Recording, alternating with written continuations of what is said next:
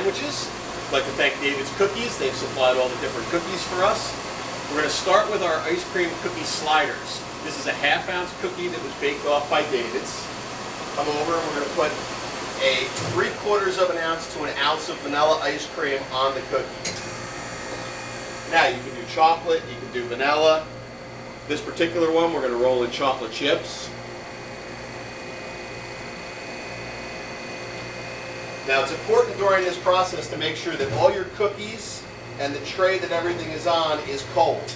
So you're going to keep everything cold so it'll prevent the ice cream from sliding off. Okay? So with your ice cream sliders, we usually put 4 or 6 in a box and sell them as a package. The next size is your basic cookie sandwich, which is your 3-inch cookie, which is an 1.5 ounce cookie from David's. So these are going to get about 2.5 ounces of ice cream.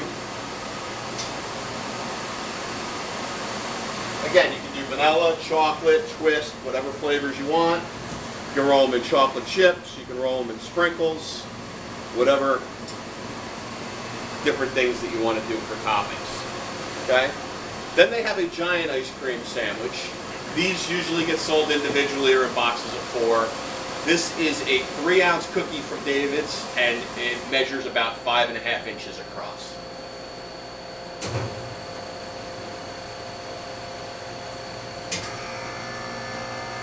That's going to be about the equivalent of a small cone on there. It's about 5 ounces of ice cream. As you can see, it is a very big Chipwich. So once you roll everything, we're going to take everything, we'll put it on a tray, and we'll put everything back in the freezer.